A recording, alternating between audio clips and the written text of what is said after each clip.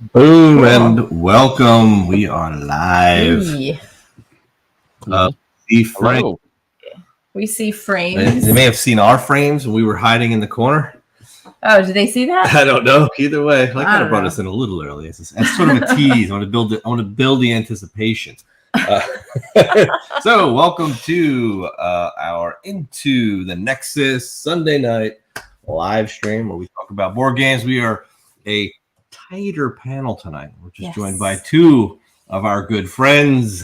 Yeah. Brandon, you want to introduce yourself to the folks at home? Yeah, I'm Brandon with All Aboard Gamer.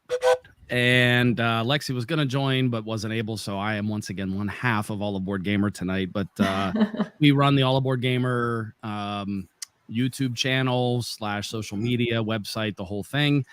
And we just had our first annual retreat a few weeks ago, and it was awesome. And we do all things board gaming, and we're glad to be here. So thank you very much for having us on again, and Lab. Awesome. Always welcome, Brandon. Love to have you here, man. And of course, can't do anything without a breath of fresh air. We didn't have a live stream for a couple weeks. What a better way to start off your Gary Sunday with a breath of fresh air, you know? Might be a long one. That's how I like to start my weeks. Yeah. You know, if I just had a breath of fresh air to start my week. Well, here I am. Yeah. But no, it's great to folks, be You're here. welcome. Yeah, it's great go to on, be here Gary. with you Introduce guys. yourself. Yeah, I'm Gary or Fetigator, however you want to call me. That's fine. Either way, a lot of people call me different things, but I prefer those. But just glad to be here tonight and hang out with y'all and hang out with chat and just see what's going on. It's been a minute, so It's been a minute, and then the way we try to do this is like we want to make sure we get at least the most of our core group to join, right, for our panels, right? Because it's more fun, obviously, when we get the bigger group. Allie couldn't join us; she's got a sick child at home. Yeah, totally get that. We've been there. I'm sure we all have. So we'll miss her tonight, but we'll press on. We'll press on for sure. I think what would be cool is to just if we could kind of reflect a little bit later on in tonight's talk on the All Aboard Gamer retreat, because I think we should do that like right now. We could do that right now, actually. Yeah, if you want to jump into that before we get into our topic of the night. Yeah, because I think we should reflect kind of on like where we've been, like what's going on, because we've all been a little bit busy. Mm-hmm. Hence the delay in another live stream. Yeah, because we all have a lot of stuff going on personally and professionally. Yeah.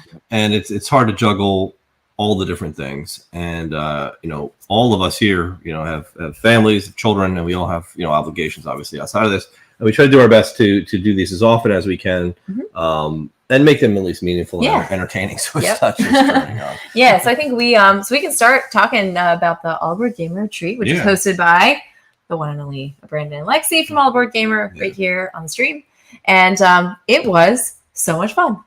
We had a great time. It exceeded expectations, and I know I'm like not just like blowing smoke because Brandon's here, but no, we had an absolutely wonderful time. We've done a lot of these, like we've been trying to like get away from just conventions. We've done like the BGG thing where you go and stay in the hotel and try to get some gaming in just more casually. We did go to Level Up retreat a couple of months ago, I guess now, which was another kind of.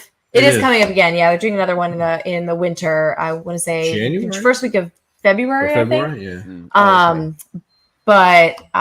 It's that should be fun as well. But this was like not anything like we had experienced before. So what was really cool is that Brandon, feel free to jump in because I know I'm kind of like this is just like from a visitor's standpoint, I guess. We all kind of stayed in the same like lodge area, and it was like a retreat center, so like everything was taken care of. We didn't have to like leave to go source for food, forage for food. Everything was all like included and taken care of, and it was kind of like it felt like going to stay with like family or friends, but just like we were all together all the time, so we were able to just make time for gaming, kind of relax a little bit. There were other things you could do there because it was like kind of in the woods, like out of the way. And so all in all, we took the kids with us, which was we had 2 kids, 3 toddlers. And it was the only way we have been able to enjoy a board gaming sort of meetup with the children in tow and actually get to play games. Yeah, which was amazing because we tried to do it at Level Up. Yeah, and it didn't work. Right. Right. Like it was us going separately. This time we actually got to go in the room together. Right. And not necessarily always play together, but break up and play separately. But the reason why is because we were all, and I don't know, I don't want to like false advertise in case it's not like this next year, Brandon, but like we stayed in the lodge, which for us was really cool because the lodge was like open. It was like an open area with sort of an indoor veranda around around the inside. And then the rooms were along that veranda. So we would put the kids to bed at night, and it was no different than being in our own house down a flight of stairs. So the kids were asleep, but we were in the same building with them, which was like really, really cool. For sure. Yeah. So really, really good. Really good. Thank you. I wasn't expecting to talk about it, but I appreciate you bringing it up. No, I mean, you imagine expectations. I mean, it blew our expectations away, especially with the feedback. Which now reminds me that I have forgotten to send the form that I have ready to go. So I'm going to have to do that to actually get official anonymous feedback. Because I'd like to be able to collect it. I've been seeing a lot of sporadic thoughts on Discord and stuff, but to be able to have a collection of thoughts in one report, that's going to help. No, I've actually been looking. We were actually looking around at 2 different areas for next year, just seeing if they could even compete with Laurelville, and they can't. Not just in terms of cost, but in terms of the layout, and that lodge is superb. In fact, we actually have the lodge reserved for the same weekend next year. Oh, nice. Awesome. Great. I'm happy to hear that. Yeah, so we can only be there till 2:00 on Sunday, for example, next year instead of 5. But we might be able to start it a day early this time, on Wednesday instead of Thursday. So that'll give some options for people. It'll extend the play time a little bit. Because some people are going to want to come early for the whole thing, and some may not. But yeah, so only a few things are going to change so far, as far as how it went. But we couldn't have been more happy with how it went this first time. I mean, I don't know. Like, I really didn't. At this point, I haven't heard any major complaints. Obviously, the rooms, this is not hotel style. This isn't a king or queen size awesome bed and all of that. And we had to have our own linens, and it's like bunk beds basically. But like, the best part of it was just to sacrifice a little tiny bit of maybe that comfort that you expect at a convention, to be all together in the room where we could just play. I was up one morning until like 2 or 3 in the morning. And it was no big deal. It just went so well. Everybody got along. The shared bathroom thing, you're always concerned about that kind of a thing. No one was stepping on any toes. And that's the whole point, which is why it's always going to stay small. And I think that's why it was successful, is because it was small. And that's the whole reason. Now, some people have talked about maybe us doing it twice a year, doing it biannually. It's small enough where technically we could do it if I have the time to be able to do it and put it together. We're not doing that next year, but it's something we can consider depending on how much interest we have, because everybody's so excited. People have been very, very you two in particular have been very positive about, like, several people pulled me aside in particular and was like, keep doing this, like, do this thing, don't change it, do this. And like, I hear that, and we've gotten, actually, not to like brag or anything, but we've gotten a wave of support. I think people saw us and I think honestly that's part of this whole thing. To make something like this work, you almost have to prove yourself. Not almost, I think you do have to prove yourself. I had several people say, like, you and Lexi are the same as you are on camera. You're the same people in real life. And that is the biggest compliment that anyone could ever pay another human being, in my opinion.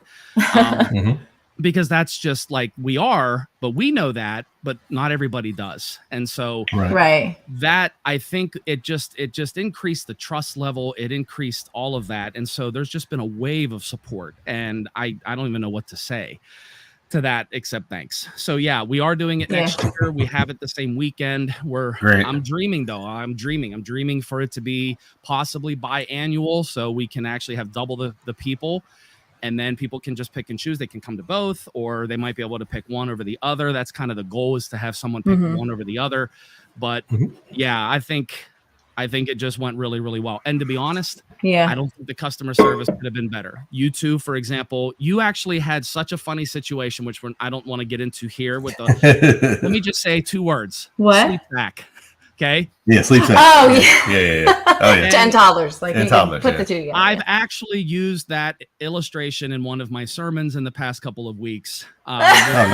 Super funny because I'm in Romans 14, which is talking about how Christians relate to one another, right? And sometimes we're a little dirty. Sometimes the newborns are a little dirty and they stink up the place. And I literally, and everybody was cracking up about the sleep sack. Yeah. But to be honest, the way that Laurelville rose to that, it might totally. It might seem expected, and I think in customer service, you would expect something like that. But the fact that they unlock the building for you and let you go in there and use those facilities when they're really not open to the public, I thought, they let us do laundry. For anybody not following, our son had a blowout. He's 18 months old, and like they let us like do laundry. It was a bomb in our room. Yeah, and it was really awesome that they let us. Yeah, like, when you're stuck away from home without laundry facilities and your kid blows out. Well, we're like looking around for like a laundromat.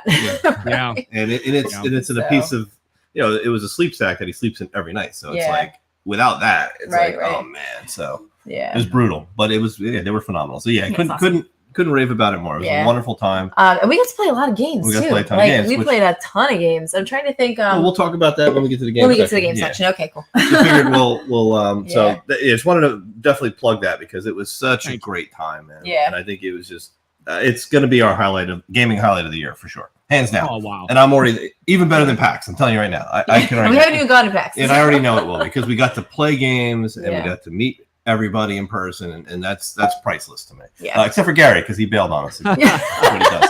It's just what I wasn't going to bring it up. I wasn't going to bring it up. Hey, scheduling issues come up and such. I know. It sounded like just an amazing time and everything. It was good, man. But he was there in spirit that everybody enjoyed. Yeah. Oh, he was there. Everybody was having fun. We were all finding Gary all around the premises, everywhere you looked. Some people found him in the shower. Some people found him outside. Gary was everywhere. So some found me in the toilet. It was crazy. It was fun. That was awesome. I appreciate those pictures. Those were great. I just want to say something real quick about the smaller cons. I let me know if you all feel the same way, but I feel like yes, you got your big ones, right? And that's where everybody they spend they save their money up. We're gonna go to Gen Con or PAX or SN or BGG Con. But I really feel because now a lot of people have a lot of games. These smaller cons are where it's at. I always have the most fun at the smaller, like hands down people or 100 people. You'll have way more fun and you get way more out of it. And I feel like I'm seeing a lot more of that. People are looking for those. Yeah, that's like a great segue actually to our topic tonight because I think that we obviously agree. Like the smaller cons are great because you get to pull out the games you already have and play them, and like it was cool because like at the All Aboard Gamer retreat, everybody like brought their games and they were sort of all together on like we created our own like joint library almost, for sure. And it was actually so exciting to like walk around and be like, we brought some of our favorite games. So you're sitting there going, I want to play that. I want to play that. I want to play that. I want to play that. So that was really cool. Yeah, it was definitely great. But so you want to introduce the topic or would you like me to do it? Yeah, I mean, I guess we could both kind of talk about it, right? Yeah. So basically, I think the topic is it's kind of multifaceted, right? Sure. In such a way. And it kind of stems from an issue that we are personally facing with regards to our collection. Yes. In that we've been pretty vocal about this for a while now, and that we downsized, moved to a smaller place. We had roughly 600 games. And our new place only can house about 100 of those 600, right? So those other 500 games are sitting in a storage unit that I basically pay, $100 a month, $200 a month because it's an indoor unit. It's an indoor storage unit. So it's got to be climate controlled because they're cardboard. And it's an indoor unit. It's $200 a month to store 500 games. Yeah. And so these games are costing us money. So it's actually costing us money to keep our collection. So we're obviously looking to downsize that because we're not getting them into our house. Right. We're not playing them. So let's talk about selling them. And then we started to discuss value, right? Right. Yeah. And I think what comes down is where do you value your collection, right? In other hobbies, those collectibles retain differing values. Yes. If you're collecting baseball cards, those things could be worth $5,000-$6,000 or more. You're collecting board games, they're only declining in value. It's kind of like collecting Beanie Babies. Yeah, it's like you may have one that may spike in value because it's out of print. Yeah. But with the trend of reprinting old games now, that's becoming less and less, right? Because of the old classics that are actually worth money. Yeah. Take Castle Burgundy, for example, right? That's a classic game. People love it. No one's chasing that old copy anymore, right? No one's probably going to even buy that old copy anymore. They want the new version. Right.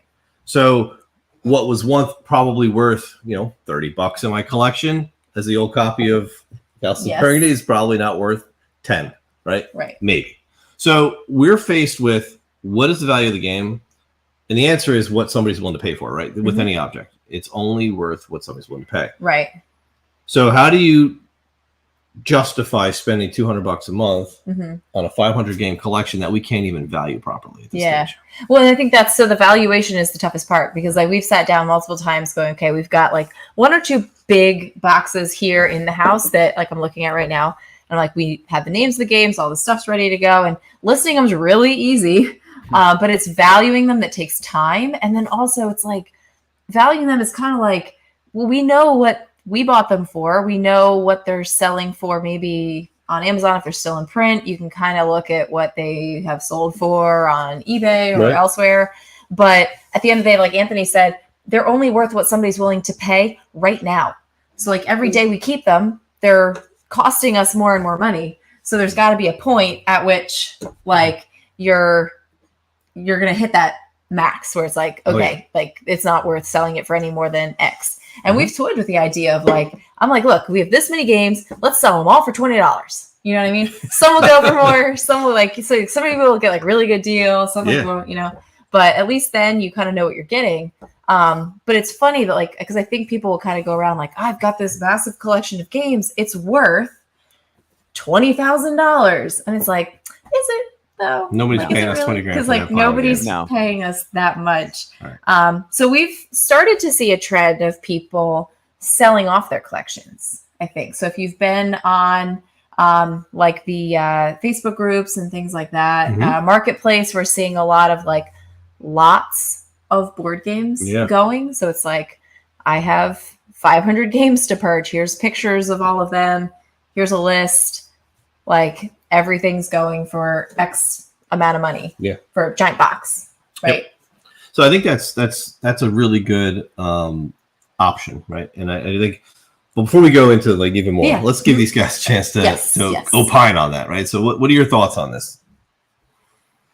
Well, for me, I was looking, prep for tonight's show. I was looking at how many games I've actually gotten rid of this year. I mean, I had a collection up pushing 350 probably at its highest.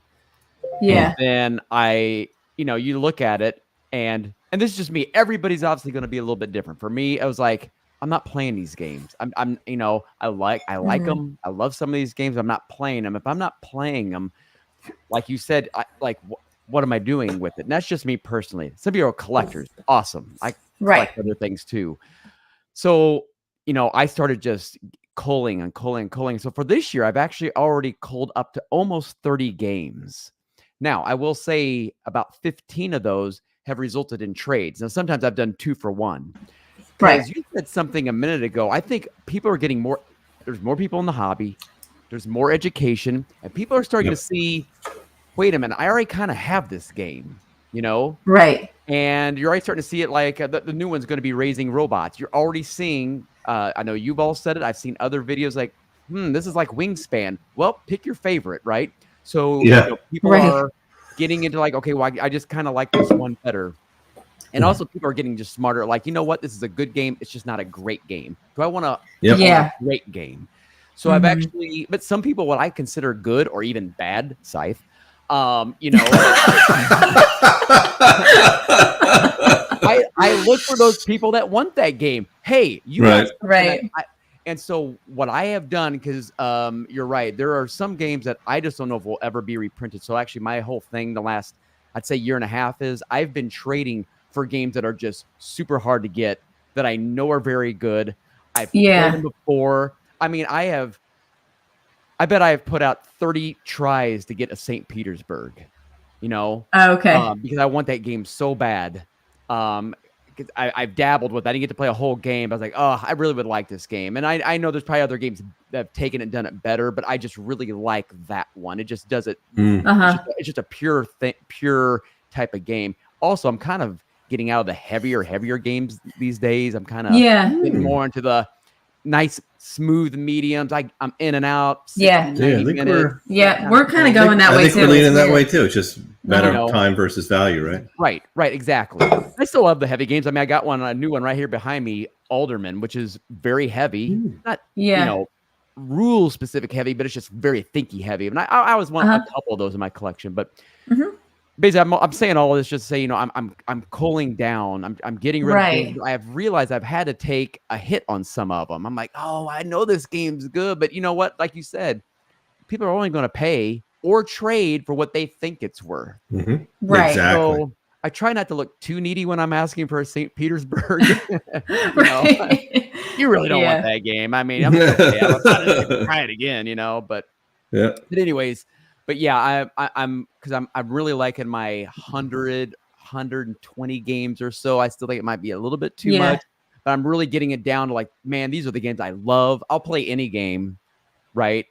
And if the games I am buying, if they're games I want to try, and if they're really good, but I know a lot of people think they're great. I'm trying to buy games I think will have better resale or trade value. Right. Even the games I'm backing, right? Yeah. So like I even have a Dead Reckoning. I just got it. That's another. We can talk about that later because they had a lot of issues with their. I mean, they all came damaged. Right. But that was a game like, okay, I want to try it. I love the theme. I want to try it. But if I don't like it, I know there's a lot of people out there I can get value for it. Yeah. So, yeah. Let's talk about it before you dimp that off. Let's talk first. Yeah. Okay. But that's kind of where I'm at with the culling thing. And I'm still got games I want to. I think I got 20 on my trade pile still. So I'm trying to push a little. But some games are just like, I'm not going to get anything back out of this. Like I bought into the FOMO, and the FOMO bit me in the butt again. So I think we have a lot that are like that too. Oh, for sure. What about you, Brandon? I was going to say, before we jump to Brandon, I want to get to some of the comments real quick because we have about 3 or 4 that I just want to get to before they pass by. So if you scroll up a little bit, I know Vanessa mentioned a flea market in a couple of weeks. She's hoping to unload some games, which is always a good idea, except we would have to bring a whole bunch of them. It'd be worth it if we could find one that actually. eBay is your friend, Sierra Pulse says. And again, the problem is we have the Board Game Nexus website where we can sell our games on there. No big deal. We can list them. It takes 30 seconds to list them. It's not a problem. It's about finding that value and what are people going to want to pay for it. But it could be. I just don't like babysitting auctions and stuff. I just I always want to get rid of them. I know Danny Shaw says, it went away. I have more success in trading multiple games for less games, similar value. Also true. Which we would just have to try and figure out what those games are that we want. And I just don't know that there's that much on our want list that's extremely valuable that we don't have. Yeah. Do you know what I mean? I'm leaning away from trades right now because I think we don't want to replace. We need to get back under control. Yeah. Right. Yeah. And it's like, I mean, I could trade 5 for 2 and then I'm getting rid of 3 net, getting net 3, but it's like, I don't want to introduce any new games yet. I want to thin the herd first. Mark says that he's flipped thousands of dollars worth of games over the years. Which is, I can see that too. And I think the problem for us is not so it's a problem, but we have games that are definitely worth a lot of money that we could probably get a couple $1,000s on our hot titles. And like Gary said, the ones that people really want, but then we've got all these kind of okay games. They're not bad games.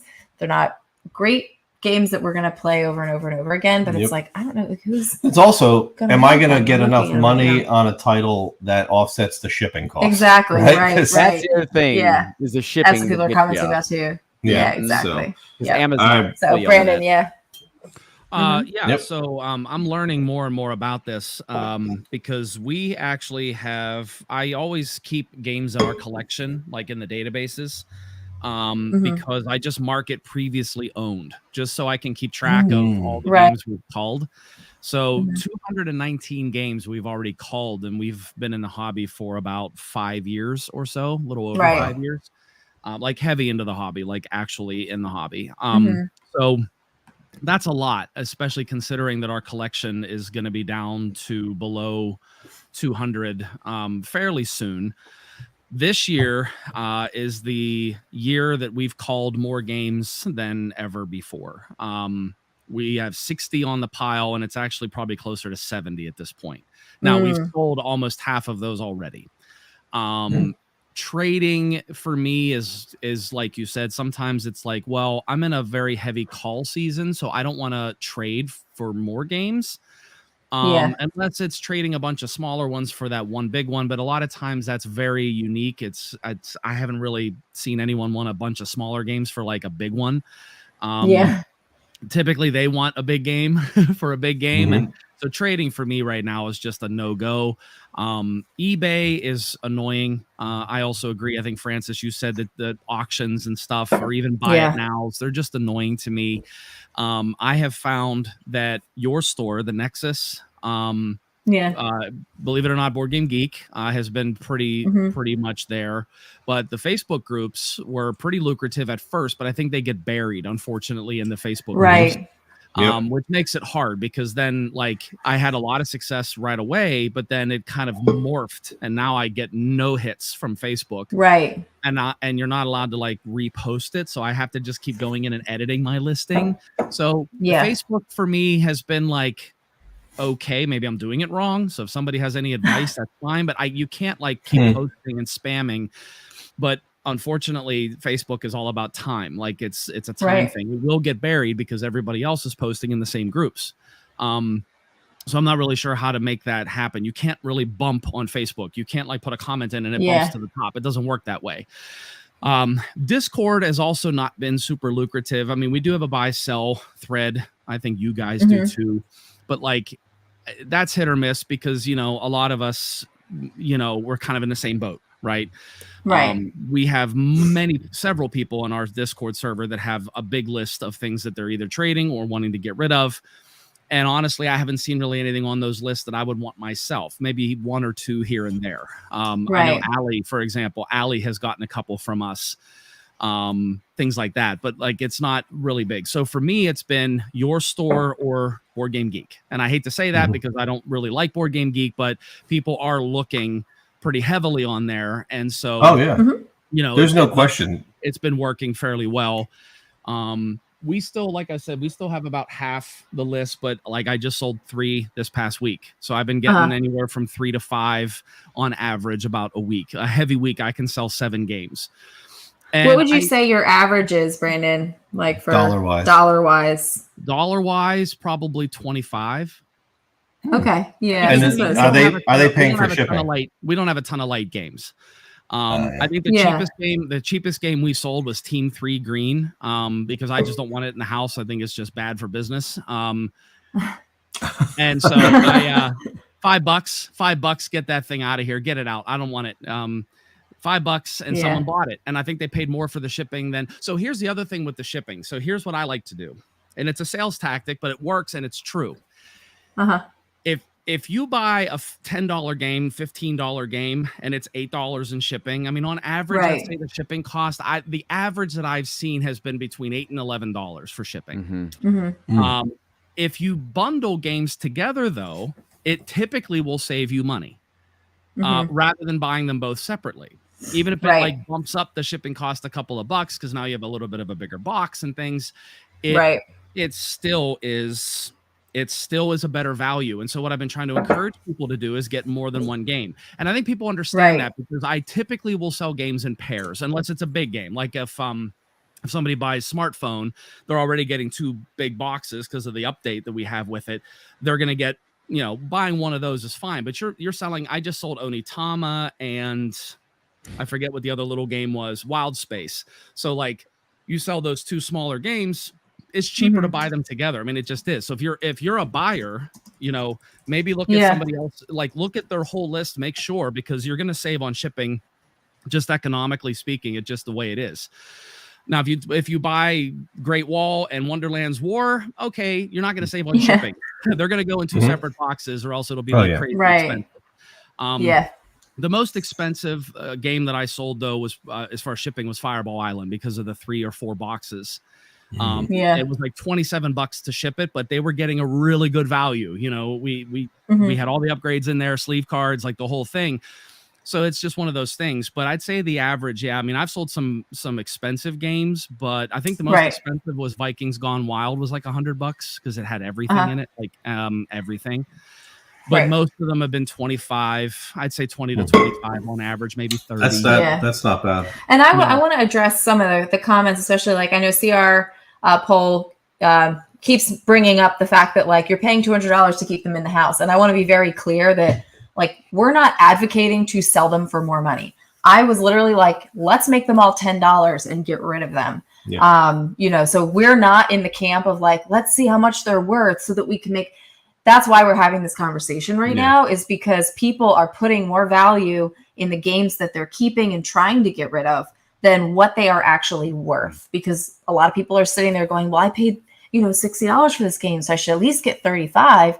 When realistically, maybe $25 average or $20 average is more appropriate when you're considering like value in your collection. So we're completely with you. If we could give all these games away, we probably would. But at this point, it's a matter of like logistically paying to get them out, ship it, whether it's shipping them out. I know Ken lives right down not right down the street, but close enough where, he's able to pick some up and stuff. So and what we have some creative ideas. We did this one year at PAX is we went on the PAX sell list and we listed all the games we had to sell. We did. And we just brought them with us and met in like the main lobby. We sold like 20 or 30 games. Oh yeah. For cash. And we just met, everybody just came up. I handed them their games. They paid us and they're out. Right. The other thing that I think is worth noting too is that, and you guys probably don't see our collection because we don't really maintain, like we don't have a BGG list. No, we don't do a list at all. So. But like I know Brandon, like a lot of games you're getting rid of have kind of come out in the last few years, right? So they're fairly newer. A lot of the games in our collection are like very old by board game 10 to 15 standards. years old, like, right? These are games that like we had in the like 10 years ago, Anthony had before we met. And I mean, it's like the original Shipyard. Many games. So at that point, you're like, well, like, what are those? Are these even worth? Does anyone even know what these games are if they're actually worth? Yeah. But that's because they've probably been reprinted. Maybe there are, but the thing is, like, we're going to keep the ones that are good. Yeah. You know what I mean? The rest are like. Yeah, and sometimes that can actually be beneficial. So, for example, when I'm going to sell a game, and if it's newer and in print, a lot of the times that drops the value because it's accessible. And listen, Amazon is a thing. If you're trying to sell your used game for more money or as much money as it is brand new on Amazon, they're going to skip it every time. So I do a couple of things. I check Amazon to see if it's even there, and if it is on sale, what are they selling it for? I always check it because you're competing with that. Plus, we're not offering free shipping, and they do. That's the first thing. The second thing is I look at BGG to see who else is selling it, or the Nexus, for example, because there's more storefronts on Nexus now too. And like, so a lot of times, I hate to say this, but like undercutting is a strategy in this business that you're doing to try to get some money back. And again, it's not all about money. We've given games away. We do giveaways on our channel all the time. Like it's cool. Like we want to give back, and we do give back. But like you said, if we can get a little bit for them without, just because people are in the market for it, I just check to see the other listings. Like if there's a bunch of listings, it's easier to it's harder to sell it because you're blending in now you have to have the best price, or at least the best condition, or the most like exclusive little bits that come with it to be able to have that. And we do procure a lot of like inserts. Everybody knows I'm an insert junkie. I like deluxe bits. I like sleeve cards. So when you're buying one of our games, typically you're not just getting the base game that was just beat up and used and then like and out the door. Like we take care of our stuff. We upgrade most of our stuff. A lot of the games, and I forget half the time. I'm like, I look in there, I'm like, oh, it's got sleeve cards. You're getting a good deal. Yeah. Oh, yeah, for sure. So like you have to add value. when you're doing it. But like you said, it's not about it. If I could give all these, if I knew of someone right now in our area that just wanted to get into board gaming, here, I'll give you 10, 15 of these games just to get started and have fun with them. And then you sell them or give them away, whatever you want to do. Right. Yeah. So yeah, it's not all about absolutely. money. It's just about, I want them out. I want them out. Yeah. Right. Get out. So yeah. No, and I think it's a good that's why we bring this up again, because it's a interesting thing to consider. What is it? What's it all actually worth? Like, is it as much as we think? And what does that mean if it's not? Like, if these games are not worth what they were worth when they were released, or if the depreciation is so much, it's something to take into consideration, I think, because I think so many of us do buy thinking that, okay, now I've got this like item, in my collection that may not appreciate in value, but it's not going to depreciate that much. But perhaps the depreciation is much more. Yeah. Oh, for sure. Yeah. So. Yeah. Gallerist. Yeah, he was making a joke about our date night games. Yeah, he's asking if that we were getting rid of those, but no. Those are keepers. So we're definitely not doing that. So I guess this sheds light on the other sort of side of this topic. Yeah. Which is, why are we seeing, or why do you all think we're seeing this uptick? Right. Oh, that's a weird angle. Why are we all seeing this uptick in, like, it's like every week or two, I see another post on Facebook in one of the Facebook groups saying, get rid of my collection. Yeah. Scaling it back down, trying to get to 100, 150 games, and that's it. For people who've had 700, 800, 900 games at one point, right? So it's like, are we seeing just a one-off thing, or are we seeing sort of a transition of what was the hype train a few years ago, where everybody's collection blew up to 3, 5, 7, 900 games? And now people are like waking up from this fever dream going, whoa, I'm not playing like 70% of these games that I own and that I spent a ton of money on. And I've got a room now full of games that don't get played. And is this really healthy? Do I need to start get rid of this stuff? Do we think this is the start of a trend, or is this just a few people wanting to get out?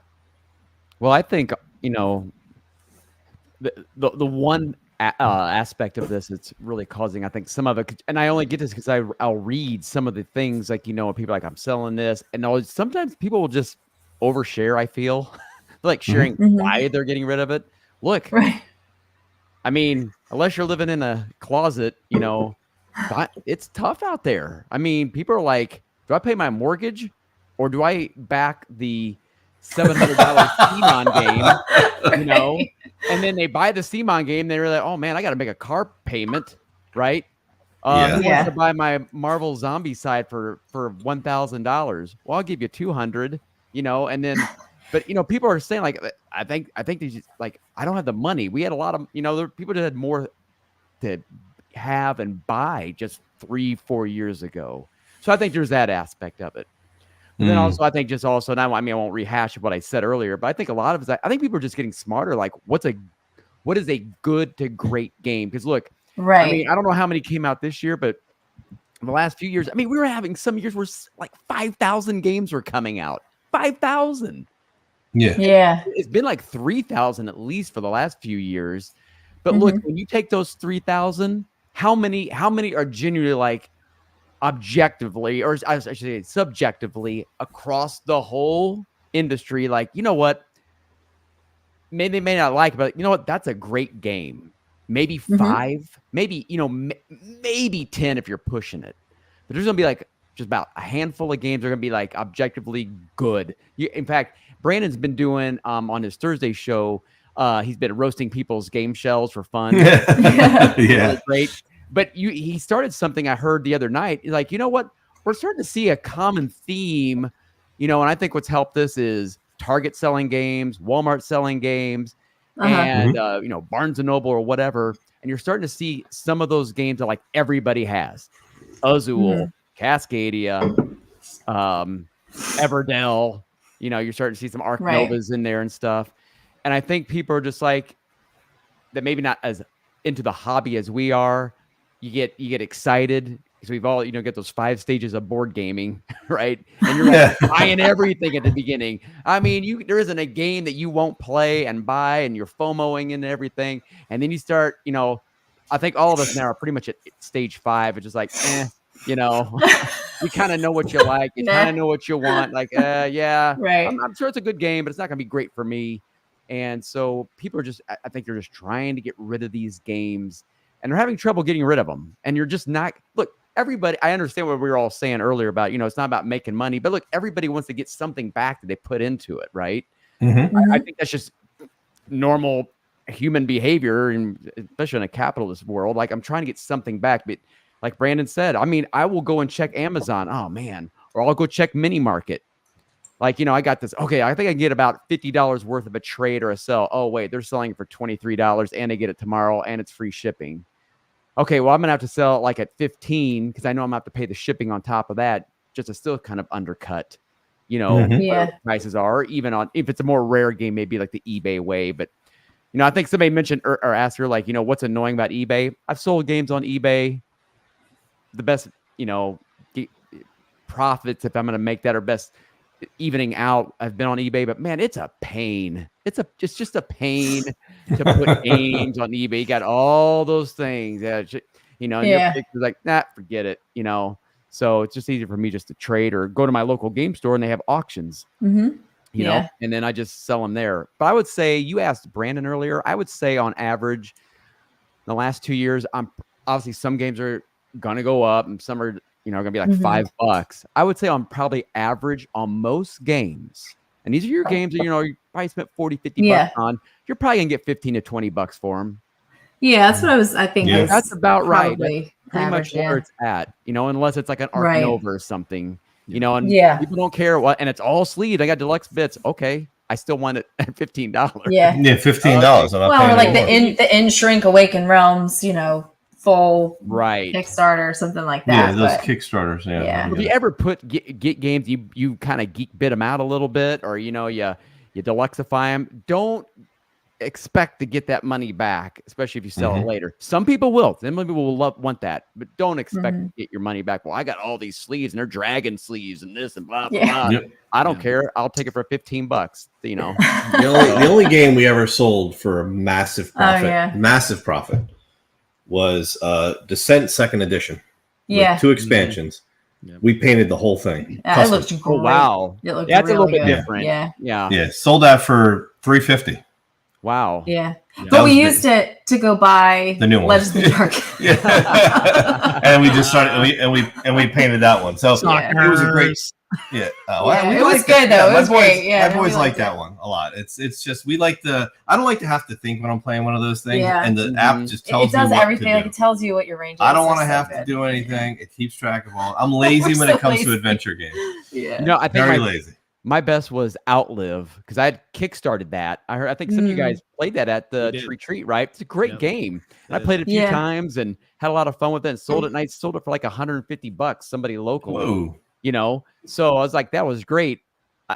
And until Lorcana this year, which I've shared that story, but I don't care what you all said. I heard, see some of the comments, I sold it for a lot of money because I stood in line forever, and Brandon pointing and laughing at me from inside the con, you're still standing in your line, but yeah, that's going to be just on the rare side. That's just on the rare side. Right. Yeah. I don't know. I still think we should. My idea was to make, go on the channel and like maybe do like 5 games an episode. Right. And just list the games that we're going to be talk about the games we're going to be listing. Yep. For because there are a lot of people, and we actually talked to a couple of folks at the retreat who were like, I just got into gaming. I don't have a lot of money to spend on a bunch of games. I want to buy most of the games I'm buying are used, but these used games don't get the hype. You know what I mean? So you're maybe watching like some old video from like some person who's like not a content creator anymore. It's like a shaky camera. You know what I mean? But these old games don't get love. So that's one of the things we've been thinking of doing anyway, is like we want to give more, bring out the games that we enjoy playing and actually do more content on those. But I'm like, why not spend like a little bit of time just being like, here's some games. They're not great for us, but they could be your next big game. They could be your next big game. I've seen So- channels do that. You could Yeah, do yeah. that. Right. So these Sierra Paul says, like games. If you got down to 100 games, would you be willing to keep them in the house? Lots of 10 might be good way to get going there. We do have 100 games in the house right now currently. Yep, 2 sets. So they are already here. Yep. Well, we have 100 games. We have our main collection, which is Right. about 100 games. And then we have a stack of probably about 40 or 50 that are for sale. And then the other 500 are still in storage. Right, So we've got to yeah. bring those 500 home. Yep. So I can shut that Yeah, game and we down. have like a whole plan of like getting them into the garage, which is already like half packed with too many Christmas decorations and other things. But bringing them in and then kind of box by box unloading them, but it's just a lot. And when they're on the shelves, it doesn't seem like a lot, but when they're all packed in like, I don't know, 150-pound boxes. Yeah, it's tough. They're It's tough to lug it's around. really tough to like lug it all around. Yeah, But so Maybe that could be a topic in a future show where we like, what's your 2 or 3 games like? If somebody's out there and you don't want that game anymore, I sure would like yeah, to right. Yeah. I know. It'd be a lot of fun. Uh-huh. There might be people in the chat that you're looking for something, and we might. Yeah, if you're looking for something, Yeah. good chance we probably have it. we might got it. Considering the amount of heavy euros you cover, is there any interest toward 18xx Age of Steam? No, that's the shine it thing. too. Yeah, a lot of those bidding or like Stock. you're running like a market track typically where there's pricing involved, or like usually it's a combination of train and pricing because you have like you buy stock in the other train companies. Like with 2, it really gets clunky because you're just bidding against each other and you're driving each other's stocks up and no one else is buying. Yeah, To thin the markets out. Those really, we have a lot of trouble with those. We play them with bigger groups, and they're a lot of fun. Like because it's really cool trying to gamble on which company is going to get the better stock price and no one to dump and all that. And those are fun. But yeah, and we do try to highlight like when we do play games that include that element, like the bidding element, and it's done well. Yeah, at 2. We try to highlight those. But yeah, we like those a lot. It's just they're hard to find. They are. Any of you 3 have Monopoly? Oh, I don't think we have Monopoly. I don't even think we own Monopoly. To be honest. No, I don't think so. If we did, I'd probably toss it.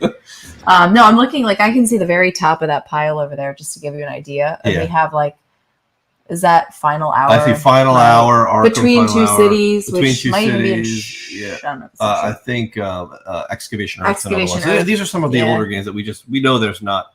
Excavation Earth's not that old, but no, it's a game we played like once or twice. Wasn't for us. And then we're just like, man, this is all right. We covered it. So disappointing. I love that game. It's so good. Oh, you love it? It's good, but it's just so cube pushy. It's just over and over and over. The same thing and more cubes and more math. We weren't really like big on it. It just really didn't hit for us. I don't know why. It was like the whole mothership thing. Anthony will sell it to you for $100. For a cheap $100.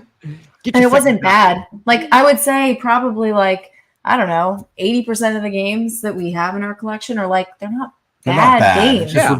We're just being so picky now about what we're playing because you only have so much time. So it's not like they're bad. It's just, I don't like, here's the thing. I don't need to worry about 9,000 cubes getting tossed all over the kitchen because our 3-year-old decides to come and like bang on the top of the table. Yeah. So I'm like, Excavation Earth, you're not coming out.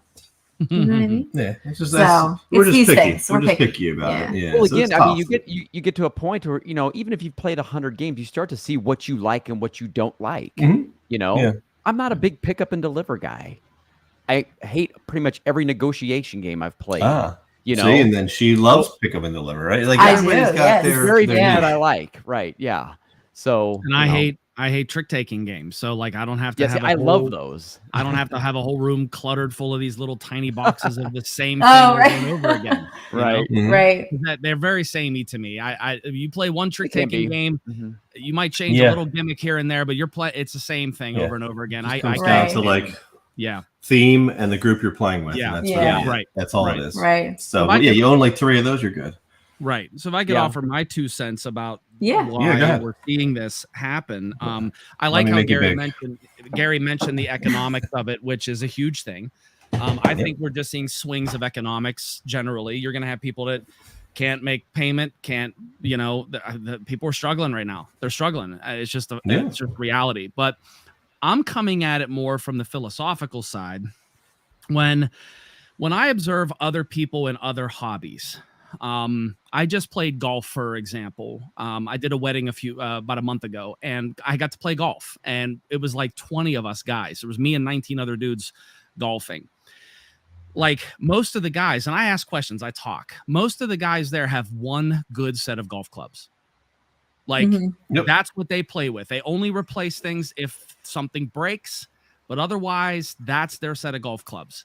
I go fishing, right? I go hunting sometimes. Someone has their go-to rifle or their go-to fishing rod, right? They might have another rod here or there, but very few people have a garage. I mean, unless you're like a fisherman, like there are obviously extremes, but like most people that like to fish, that are in the hobby of fishing, might have one or two, maybe three good fishing poles. I'm only using these as general examples. Board gamers are crazy. We want all the games. I think what happens is, I don't even know if it's FOMO. I think we just think that this game is going to give us something so delightfully different than anything else that we've experienced, and then we find out that it doesn't. And in other words, I think we have an overblown sense of satisfaction. We crave the next thing, unlike any other hobby that I've ever seen. I mean, even video gaming can be like that, obviously, especially now with Game Pass. I mean, people can just sit and play any game they want. I mean, it's just overload. But like with board gaming, yeah, there's the pragmatic reasons. People have economic problems. They have space issues. Like Gary said, they've honed what they like. But there's so many people that have these out of control collections. And I say out of control. I'm not saying like it's wrong. I'm just, when I look at it, I'm like, that's just crazy. But then I look at our collection, I'm like, it's out of control, and I need to get it down below 150. Like, think about that. I'm trying to get it down below 150 board games. Yeah, like that's when insane. When I was growing up, my family had a shelf of board games in the closet, and we might have had 10. Right? We might have had 10, and that's all we played. And I think coupled with materialism, coupled with FOMO, coupled with the smallness of this hobby and how fast word of mouth and hype can get around, it just leads to, I think what's happened is there's a lot of underwhelming things happening. And I don't think it's anything new. I think every year has had its share of very underwhelming games, but sometimes, like in 2015, for example, we always talk about 2015, or like a big year, like 2012, the second edition came out. And I'm hoping we can sell that one, because we also have it painted mostly, and I've got all the stuff for Descent second edition. So anyway, it's just one of the things where I wrote this down. I just think our hobby culture in board gaming has just gotten so far out of control. Like, and I see this even in like my daughter when she was growing up and she was collecting Beanie Babies. Like, she had to have all the Beanie Babies, but she only played with a couple, right? She only played with a couple, but she had to have them all. Like, and my mom, people feed into the hobby, and I don't know if that's like collecting or a hobby. Like, what's the difference? I know I'm probably blending things here, but all I'm saying is, you talk to most people in a lot of hobbies that sort of have their head around a golfer that has one set of clubs knows that that's the set of clubs that works for them, and they stick with it. If you have fishermen, they like that pole and reel combo and that lure. Like, they don't have to have a whole garage full of fishing lures hanging around. They know that this lure, this set of lures, is what really catches all the fish. And so what I think is what we're seeing is, with so many saturated, so much gaming coming in, people are finally starting to see that maybe they don't need these huge collections. I also think, to add to this, that the digital board gaming space is destroying the physical hobby. It's going to eventually destroy it, in my opinion. Now, I'm saying that very hyperbolically. I don't think it'll ever replace it or destroy it, because these, like BGA, when a game comes out in alpha on BGA, it's like a big event. It's like a celebration. They have like a smidgen of a fraction of games on their site. And Tabletopia has a smidgen of a fraction of games. They try to keep the latest hotness and stuff. So do I think that digital board gaming will take over completely? Probably not. But I do think it's having an impact. If someone can play these games on TTS or on BGA or on Tabletopia or whatever the case is, they're now saying, I don't have to have the physical game anymore because I can play it this way. I think that is a factor, and I have to believe that will become more of a factor as time moves on. So anyway, there it is. That's my. Okay. I want to build on what Brandon said, because I have a little bit of a different take on just like what I think is sort of driving things. And like, I know for me, like personally, I like to learn games. I think we both do. So like, we like to experience games for the first time and then decide whether or not it's something we want to actually keep around and play more than once or twice or a couple times. Right. So like, kind of to Brandon's point about like BGA, for us, I think if that became a bigger thing, I think it would help with that initial purchase, because it would be like, I can test it out there first. Right. I definitely want to have that tangible experience. Like if I'm enjoying a game virtually, I definitely want it on my table and I want to be tactile with it and I want it in my collection to play all the time. But it'll definitely take down from that initial purchase and ultimately the collecting that some of us who are not intending to collect end up doing. Right. So it's kind of like, for me, when we get the game, it's like, I want to keep it or I don't. And we either shelf it, you know, in kind of these need to go somewhere. But the problem is we don't have a vehicle or a way to kind of get rid of games, or we've just been really bad, at doing it. Yeah. So that's why we want to kind of get down to a certain number and then kind of have this running, you know, which I think a lot of you guys do and you do it well. We haven't, because I'll be honest, we've had the space, you know, so it's been like, well, you know, we've got to take care of the kids. We've got to do this other stuff. And it just hasn't been a priority to like cycle a lot of those out. Calyx shelf. We'll just buy another Calyx. Yeah, that's literally how it was. And after our 5th Calyx, I was like, I think there's a problem here. Exactly. Start rethinking this. Because now we're paying money for shelving. Yeah.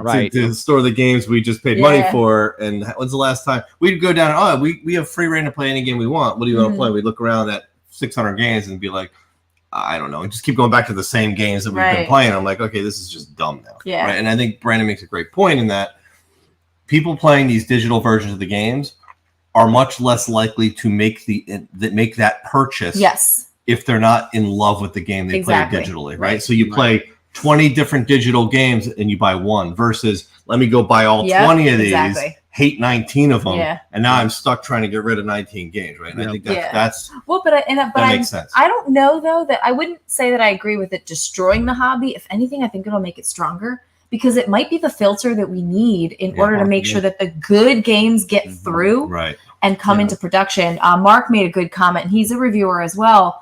And I don't know where it went. I think it left our screen, but he said basically the last couple of years have been sort of just okay. I agree with this 100%. This year has been a little bit of a surprise. I know we have a few games that we were really surprised by, that were really good.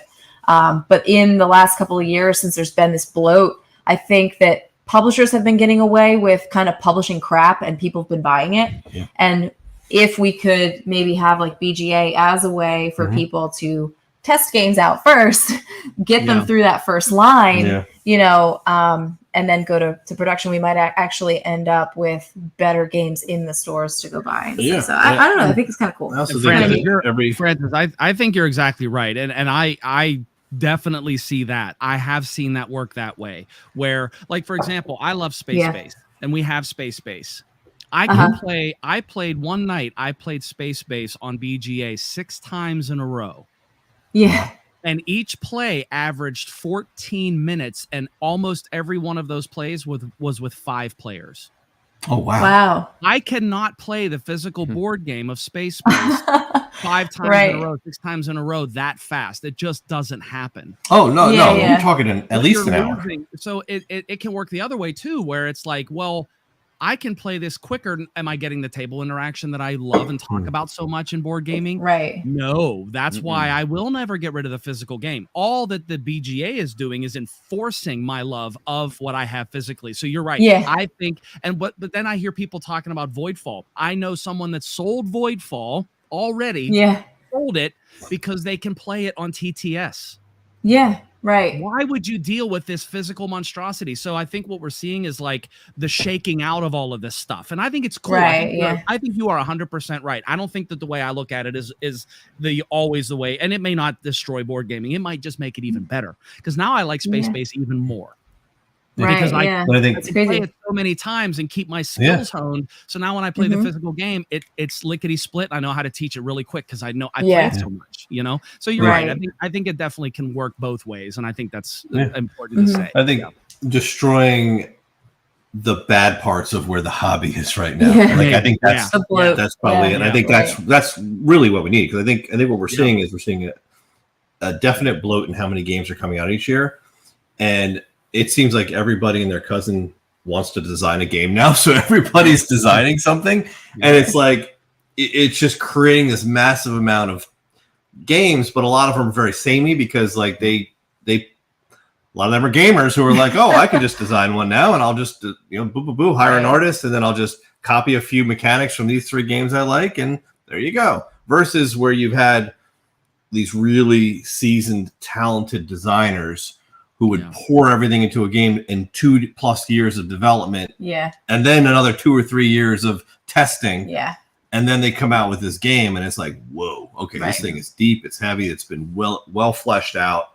We're not seeing that anymore. It's like every year there's a game coming out from the same people, and then a bunch of new people in the space, and it's like, well, and we kind of see that from a content creator's perspective. And this is all entirely separate discussion probably, but we've been seeing that a lot more with Kickstarters, which is why we're not doing as many Kickstarters now, big time, because I would say probably the last 4 that we did, and a lot of you didn't even see, because they either didn't go on like the time they were supposed to go, the rules weren't completely right, there were omissions. Like, it's very clear that these games were not properly tested, play tested, went through the ringer, went on some kind of virtual platform, had people test the rules, blind test the rules. I, as a content creator, should not be finding problems with your rule set that you're saying, oh, this was an omission, we need to go back to the drawing board and fix something. We do a playthrough, we film it, right? We show the designer.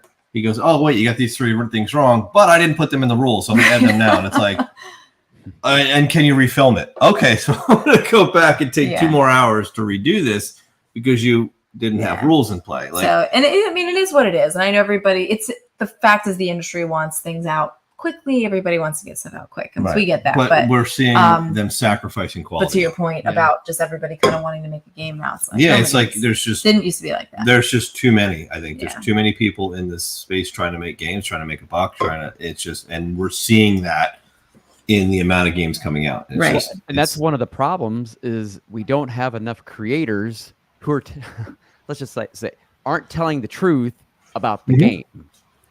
In their reviews, not their previews, in their reviews. Not all these games can be so great. Like, you'll see, oh, this game's awesome, it's an 8 or 9, and maybe it is for you. And then you'll get that one creator who's been around for a while. I'm like, it's kind of like this. There's some problems here, and like everybody's like, oh, it just makes everybody better. It makes the game designers better, right? It does. Publishers be more. Stop pushing all this stuff out because it's bloat, and I don't want to spend any money on it. Sometimes you do. I mean, we're all guilty of it. I also get guilty of it every now and then. Like, I don't know why I bought that. I totally fell into, Brandon convinced me. It was hype. No, I'm just kidding. You get the hype, get on the hype machine and something like that. But we need. It would be better. We just need more creators to tell the truth. Just be more honest. Just all obviously. Present company not included, but guys like Broken Meeple, Luke. I mean, he's great. He's great at he gets these games that everybody's saying is amazing. Like, there's a problem here. There's a problem for me, but there's not a problem for you. But here's the problem. Just show us the issue, because there's no game that's perfect. But every game on Kickstarter is a perfect game. He's one of the few out there who's actively calling this stuff out, and and it helps a lot. It helps the industry. Yeah. I also want to say one thing also real quick. And Brand, I totally get what you were saying. Like, at the BGA part, it's almost like I remember when, audiobooks started getting big. Oh man, no one's going to read a book again. Yeah. But you know what? It made that industry even better. It got rid of a lot of junk out there, because you can't have book clubs on your audiobook, so it makes things kind of better in such a way. So you're right. It will make a dent in the board game industry. I agree, but it also birthed half price books. So if you think This is about true. it, like, Yeah. right, and Ollie's where you get. So there are a lot of I'm not trying to like diss on you, but I've been one of the proponents of like, I love physical books too. Right. But I think that the audiobooks, like digital board games, have just found their niche. They found their niche. I know people that wouldn't read, don't have time to read, but they listen to the audiobooks because they're in the car or they travel a lot. Right. That is amazing. That's so good. I'm so glad they exist. But half price books does exist. And the reason they exist is because there are a lot of books that have been really just abandoned or pushed out. But like you said, that's just the natural outflow of, that's if they're not selling. But did audiobooks, like, did audio kill the paper star? Like, I don't think so. You know what I mean? Right. I think it's just shifting markets. That's all it is. And I'm all for shifting markets. Yeah. And you know what? Those games that have those insane setups, that's where the digital comes in great. Insane scoring systems, at the end of the game. Like, you're spending more time doing scoring than you were setting the game up. Exactly. So that's where it gets really good and like making a dent. Like, okay, I'm keeping the games that I know I love to get to the table. It always makes good conversation. Everybody can sit back, kind of like, all right, what'd you think of that? Now, why'd you do that? That's where I start to really get involved with my physical game copies and games I know that I know other people are probably going to enjoy. Yeah. I'm a fan of digital in the sense that, like, okay, Gloomhaven, for example, I'll play it on Steam, the fully fleshed video game version of it. I won't play the original, the car. I just won't. Right. Yeah. And every time I play the video game version, it reminds me of why I don't play the original too. And I'm like, because I don't love the game that much either. And it also saved me from buying Frosthaven, right? To dumping a bunch of money on that, because I'm just like, But if I ever get the itch to do it, I'll turn it on, play it for 10 minutes, and be like, "This is why I hate this game." I don't mind Jaws and a Lion. It's Jaws and a Lion's good. It's a much more leverage, but I do appreciate that. It's the same thing with Baldur's Gate 3. I do still play video games, here and there, and Baldur's Gate 3 is Dungeons and Dragons. But does it kill my desire to want to play the pen and paper RPG? No.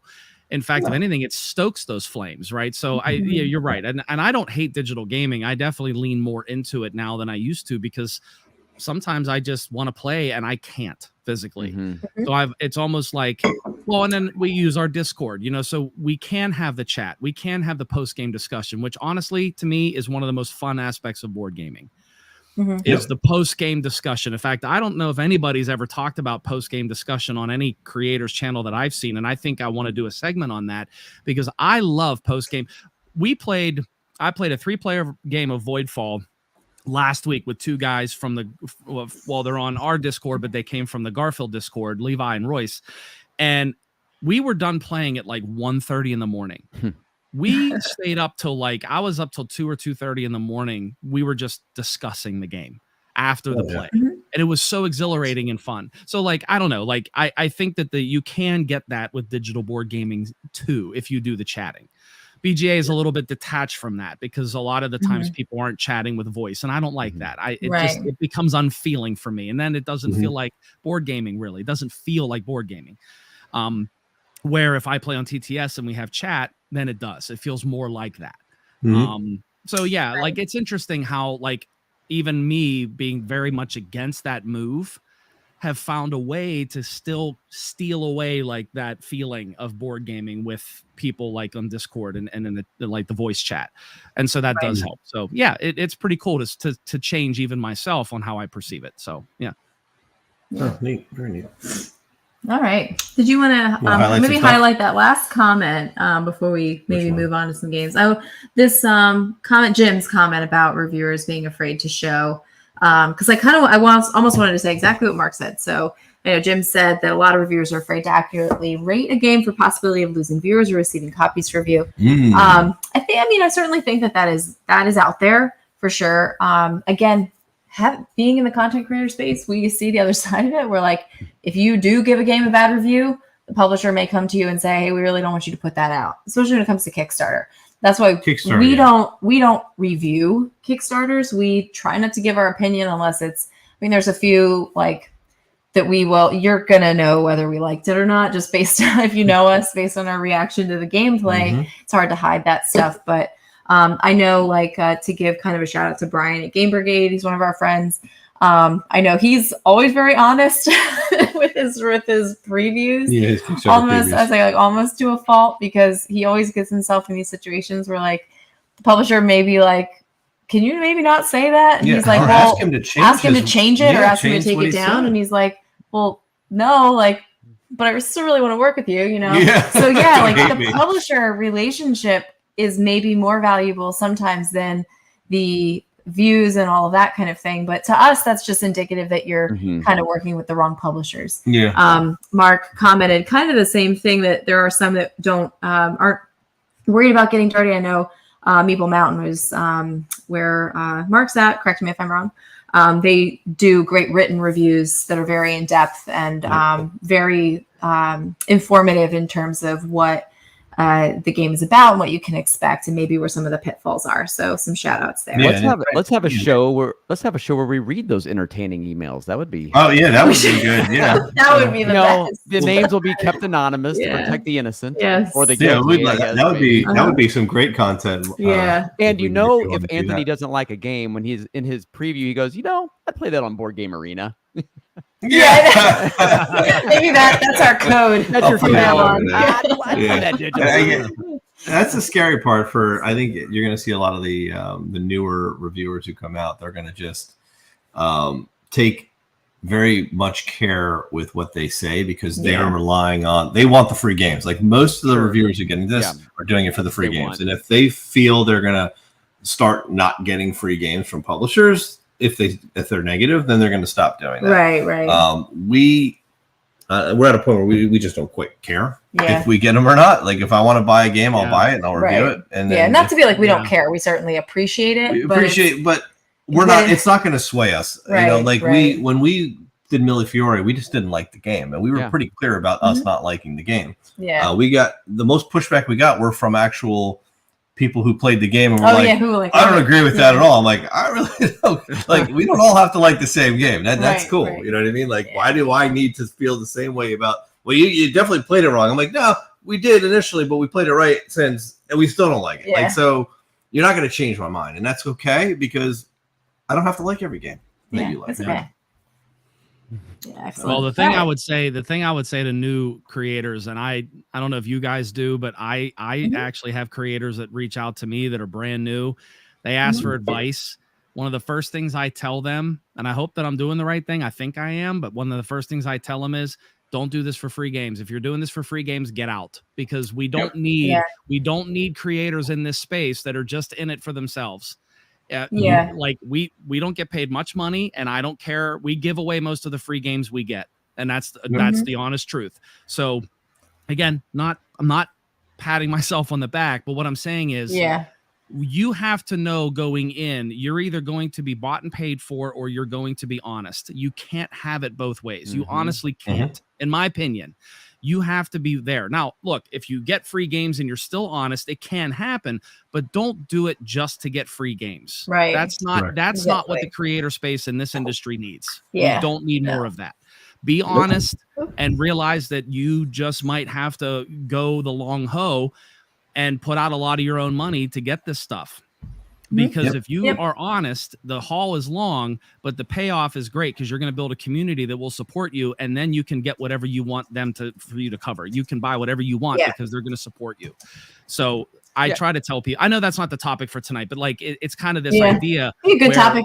It's good. We're talking about bloat. We're talking about, collections growing out of control. Part of the reason is a dishonest content creator space. Not all, of course, but there is a lot of it, and it's really sad, because you just don't do it for free games. You just can't.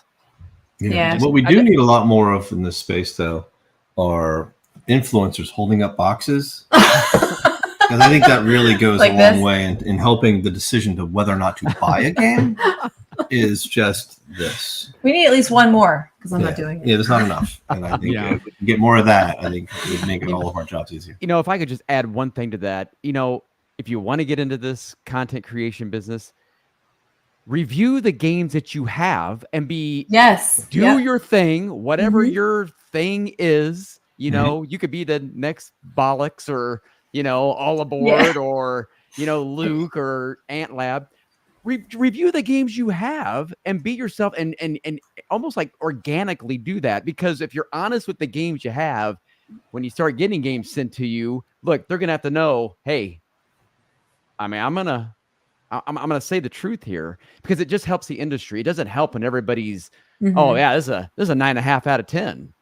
You know, Yeah. oh this Well, this it's an easy trap to fall into. it I think, is because like that's, I absolutely. think a lot of us, well, at least a lot of us that started a while ago, that's how we started to do this thing, you know, where like we reviewed all the games that we already had, you know, until we started getting them. And then it was just like now all of a sudden it's like we're just have this giant pipeline, never ending pipeline of just new stuff that's coming in, which is great for us and great for you, but also maybe you're missing out because we're so limited on the time that we have. We have to make those tough decisions about like, do we show you something brand new that we like, or do we show you something that we really like that we've kept around for 7 years? Like, You know what I mean? like the pride of our collection. Yeah. Like, we want to show more of this, Lacerda behind us, Yeah. and less the new stuff, because Yeah. we are excited to share Barcelona with you all. We are, yes. You know, Barcelona is coming next. Is very exciting. but You know, Vanessa, if you could highlight her comment, she actually makes a really good point. Oh, yeah. That's what we're talking about. And which one? There's so many comments from Vanessa. Oh, right there at the bottom. She's early in the hobby. I got She's a comments. chatty Yeah. one. She's like Yeah, a squirrel. exactly. I think that pretty much that's probably where like 99% of us, even if we're the ones on YouTube, probably kind of got started into this. I mean, and you start realizing like, man, this game's actually not that great. I got and you only learn until you're like, oh man, I got this scythe over here and I can't get rid of it, you know, in my world, you know. No, you're like, oh yeah, I'm gonna spend $30 on Strike, right? And then you get Strike, you're like, this is it, because I FOMO'd into hearing a bunch of people having a big crazy time with Strike. Okay, I want to sell it. I'll give you $2 for it, right? You know, and you learn the hard way that like, oh, okay, I gotta be a lot smarter knowing what I like, and you know, and then I mean, it's just you live and you learn a little bit. And you remember you learn who's getting paid to do the content and who's not, because that's the show, right? It's just, who do you trust, and you got to learn to weed out. You know, well, for example, everybody now knows, like, one of the questions on our recent giveaway for Scholars of the South Tigris is, what is my favorite game? Everybody got it right, because everybody knows it's Anachrony, but I've never reviewed it. And so it's funny. So here's the announcement.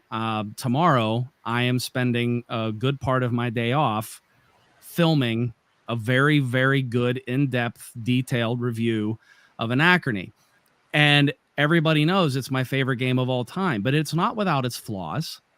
And so you're going to get a review that's going to point out the flaws. Okay. That's just the way it is. But there's no payment. This game is one of them. It's in the top 100 of Board Game Geek. Like, it's one of the greatest games of all time. You know, I think objectively at this point, it's very good. Not everybody likes it. I get it. But I did the same thing. I'm like, I've never reviewed my favorite game. You know, what am I doing? Like, that's crazy. I've never done it. And it's one of those things where you can get caught up in that too. We're like, and we're not as big as you are, so we're not getting like a ton of games sent to us, but we also have a time problem. And so what I tell publishers right out of the gate, and I just establish it now. I figured while we're small, let's establish it now. This is what you're going to expect. It's honest. It's if there's a misunderstanding of a rule, I'll clarify it with you to make sure I'm not getting the wrong idea about your game. But if it's something that I figured out, I know how to play it, and I didn't make a mistake, and there's a problem, I'm going to point it out. Are you cool with it? Because that's just the only way it can be. Yes. Okay. Yeah. So like, you just have to establish that. But practice by just doing it for fun. Don't forget the fun. Don't forget like the gems in your collection. Practice by reviewing we haven't reviewed a minor small part of our collection, which is a sin. Like, we need to do that, Lexi and I, for sure. And that's just the whole point. Like, just get back into the love of the hobby and promote games that are older that you just find so enjoyable, because people will watch it. People will eat up that content. They really will. Because it's real, and it's not the latest, hottest, newest release, you know? And I think people start to trust that. and I think that that'll help big time. So real quick, Amen, brother. Amen. You said something that I was actually just thinking about. I mean, if somebody just do it differently. There's lots of ways to review the same game that was reviewed 10 years ago. Just do something differently. You know what? Here's my 3 pros of this game that I love, and there's my 3 cons, whatever. If somebody put that out there of great of Grand Austria Hotel, I'd probably watch it 5 times. I mean, I love that game. I adore that game. And so many people do. Like tens of thousands love that game, and they will watch that. Like, oh, here's an interesting, cool take on this. I want to hear. You know, I've played it 20 times. I want to see see something about it again. So, that kind of content's available to be out there. It's a vacuum that needs to be filled. Yep. Yeah, but it's not. There's risk in it not getting the clicks. So that's right. Yeah, exactly. That drives. Well, and also everything. These people have to acquire those games too. So unless you're a content creator that's like already has a lot of games, like that's the trick, right? If you're new to the hobby, you're gonna have games from like the last 3 years. Yeah, you're gonna miss that whole suite of games that came out in the 2010 to 2015 range. That's where we will start. And that's where a lot of the classics came out in that date range. Those years before it really picked up is where all the really good, solid, deep games came out. But with that transition, perhaps we can talk a little bit about some of the hot new games we've been playing. Well, here's the thing: we've run almost an hour and a half. We have, we've run really long. Yeah, we have. Yeah. I don't want to go too much longer. Okay. But if we all just bring one game that we've played recently that we're excited about, I think that'll be cool. So let's start with Brandon. We'll go to Gary, then we'll finish on our end, and then we'll call it out. I would say anachrony, but it's a little too much on the nose.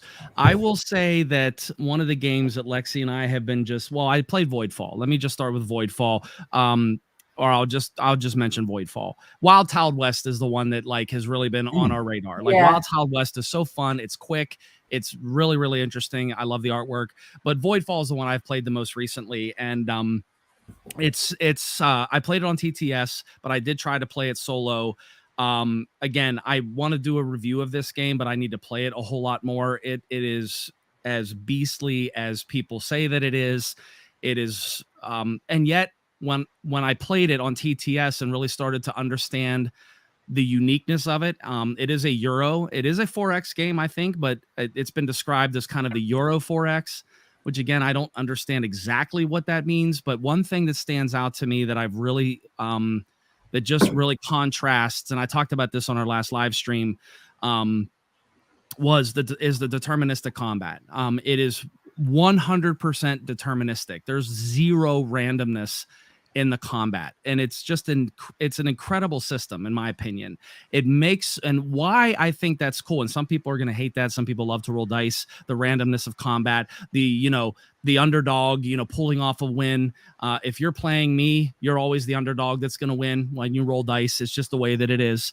But for someone like me that's always getting a black eye in random combat in these games, the deterministic combat, I think, is one of the standout things of Voidfall, which is what makes it so neat. In other words, all the planning, all the strategizing, all the card play that you're putting together to make up your turn to figure everything out feels so much more of a payoff when you walk into a sector and you already know going in, you've pre-calculated that you can win, whether it's against the Voidborn, which is like the enemy, kind of the AI faction in the game that's kind of a common enemy to everybody, or because you can play co-op, you can play competitive, you can play solo, so it has everything.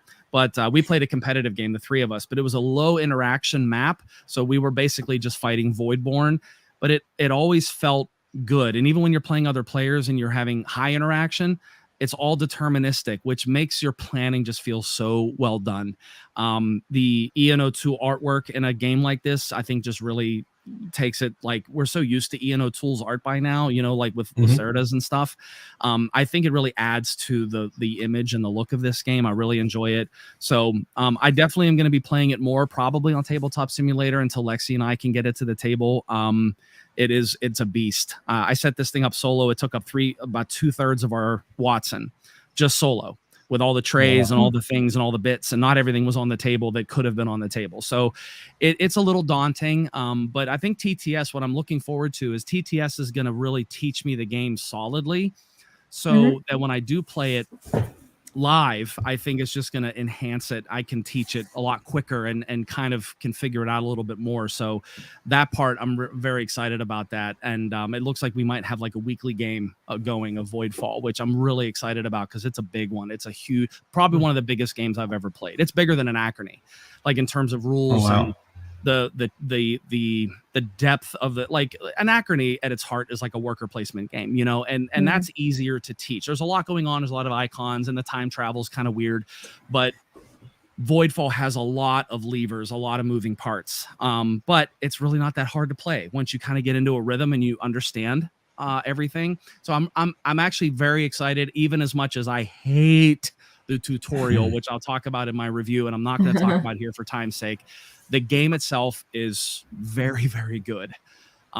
So based on one play, I understand, but it's what I've played most recently, and I was pretty excited about it. And I lost spectacularly, and I still enjoyed myself. So that's typically a winner in my book. So that's my very cool. Very cool. The game Voidfall. Awesome. We will look to acquire a copy of that at some point. Yeah. Yes. After we play it off on TTS. Yeah, we'll wait till it hits the bargain bins on somebody's collection, because somebody will have overpaid for it and want to get some of that money back, and we'll scoop it up. All right. I don't know if you want to pull this up online. I can't remember if I showed the cover of this or not. But what is it? Halls of Hegra. What? Halls of Hegra. So I'll just say this really. Yeah, I'll just say it's really good. I've been in this industry for for like 8 years, right.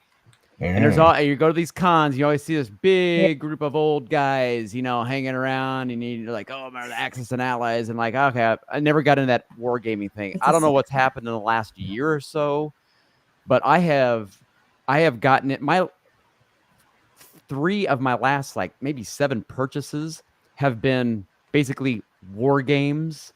Right. Yeah. Because I'm such a history nut. I have another one coming soon. One player. It's a solo one and only one. And it was. I don't even think this is going to go to retail. And this game is rocketing off. This game is so fun, Anthony. I'm telling you, you would love this game. Actually, I think all 3 of you would enjoy playing this. It is bag building. It's worker placement. It's wow. Yeah. And it's hard. But it plays so smooth, and it's got it's this true story about this Norwegian fortress.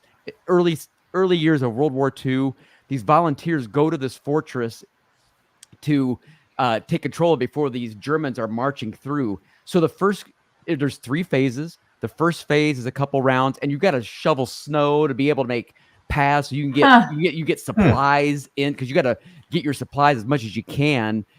Because then the attacks start coming in the second phase, and then in the third phase, if you can make it there and you got enough supplies and your guys aren't all getting killed, there's an actual siege. And at the end of this, there's the whole story. This really happened. I mean, it is intense. That's cool. And it plays really smooth. It plays pretty fast.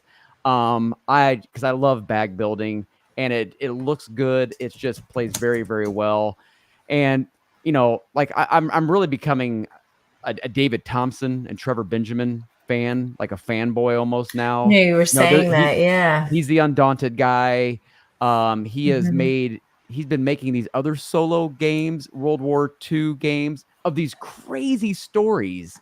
And one is called, I think it's either Pavlov's House or the something of the Postman Soldier. But anyways, I didn't even know about this story. At the end of the war, there was this like area that had to be controlled, and you had German soldiers, American soldiers, Russian soldiers, all trying to defend this from these rogue elements that were out there. So you had enemies joining together to keep at bay, because they didn't, it's near the end of the war. So there's just these really interesting games. We talk about theme all the time. I think that's why I'm starting to love these war games more, is because they have a lot of theme. And they're really rich in it. And guys like David Thompson and Trevor Benjamin, they're really making these much more palatable to us like hobby gamers if you're into that. He also did War Chest. So if you're not into like World War II, he did War Chest, which is a very big game. Still is. I think they got another expansion coming out for it. Oh, wow. But yeah, this game's a lot of fun. I highly recommend it if you can get a you can find a copy or something. But I should probably send it to you, Anthony, so you can try it. But you got to send it back. Yeah, we'll see if it makes it back in the mail. You know how the mail is. You these have to days, come man. and get it. Yeah, so nothing's guaranteed. But I do think also yeah, you might be able to $10. late. There's maybe some copies still out there. You can late pledge it too through. I think it was in Game Found. So I see Jim. Yeah, check it out. It's not that difficult. It's just hard because it just it gets real tense at the end. So you're just trying to hold out the siege. So, it's solo only too. That's Solo cool. only games are typically tougher just to give you the longevity of play. Yeah. Right. Yeah, I was showing you general orders. I just picked it up. I didn't realize the box was mine's so still small. coming. That's Trevor Benjamin or David Thompson. David right? Thompson, Trevor Benjamin. Yep. Yeah. And I've already read the rules, and I'm excited because it's a worker placement war game. Like it's historical, so it's cool. Awesome. Yeah, very That's cool. neat. Yeah. All right, we'll close it out with the game we played recently. Yes. Let me We've been show- playing a lot of games recently, actually. Yeah, we have indeed Many games. So we're going to take you to Meeple Mountain, the little game called Sky Team. Yeah. Finally got a hold of it at our local game store. And what did you think? It was a lot of fun. It was cool. We haven't played with the modules yet, but we just played the base. Oh, the base game. Yeah, base game. And it was really interesting. I thought that you weren't allowed to talk the whole time. So when we got to play, it's like, okay, well, you actually can coordinate a little bit. Like you can kind of partially share information and stuff. Yeah. But it was neat. Like we actually did really well until the end. Until we we didn't, and then we crashed. Oh yeah, we didn't have the two distances lined up. Yeah, because it is really tough because I think we came in too hard with I don't know what that one track represents exactly. I forget, but altitude and distance, right? The altitude and distance were like we had them too close, so we had to land within a certain gap of those two markers, and we had it too narrowly matched. So we missed it completely, and it was we like crashed. Basically, we crashed. So, but it was really cool. But it was a lot of fun on the way. It's really simple. It moves very quickly. You roll your dice. You place your dice. You just can't tell each other what you have number wise. Right. So, it was neat, and you are like you can mitigate the dice rolls, but not a ton. Like you're sort of just have to do the best with what you have. And definitely play the modules because there's gonna be a little bit more ways you can mitigate. I mean. You gotta play with the modules that'll allow you to play with your gas. There's a gasoline trap. Okay. You gotta play with that. And also the intern, which is great because the intern, you can use him just to change the number of the die. But you have to use the intern. You can't you have to use all his 6 things, Wow. But and then sometimes because it literally does mimic some of these approaches. So some of these airports, you're turning. So at different parts of the altitude, you have to be turned just right. A certain way. Yes. Okay. A certain way, So definitely play the modules. It gets like, oh wow, this is getting really thinky and puzzly here. That's what based on what I was seeing in the box, I'm like, yeah, this is going to be chunky once we get through. The first intro, because the introduction mode is just land the plane, right? And we failed. We couldn't even do that. So I'm like, we're not ready for these other modules, but we'll get there. It was a nice little game for 2 players, cooperative. So it was fun. Yeah, it was cool. Yeah, like I said, we've been playing a lot of stuff. I know CR says not Exo World. Yeah, we did Exo World, and we did the review, so you can go watch it there. That's been a lot of fun too. Little survival game. Yeah, lighter survival game. That was definitely fun. I enjoy these cooperative games where you're trying to really like survive. You know what I mean? And that was just really just getting your colony to not be in the red. Yeah. And Vanessa says the only way she plays is if you can make airplane references throughout the game. Oh, okay. Surely you can't be serious. I'm serious. Say, don't call me Shirley. All right. So I think with that, we are going to wrap this up. So, cool. Yeah, great chat tonight, guys. I think it was really good. With a smaller group, we definitely get a lot more chatter in, each of us, because with like 5 or 6 of us. Yeah, It's we all kind have of to we got talk. to really go around the circle, and it's like these things run Yeah. long. But but it was a lot of fun. It was great to get back in the swing of things, and let us know. I mean, again, if you guys have ideas for topics, things you would like to hear about, whether it's from like an industry perspective. Mhm. We have other friends that come on the chat sometimes. We have a lot of folks that want to come on the chat, but are kind of waiting for the right topic. So let us know if there's stuff you want to hear about. Leave it in the comments. And we'll talk. We'll sit here and talk about anything. yeah. So thanks for joining us, and we'll see you next time. All right. Have a good night. See you. Bye. Good night.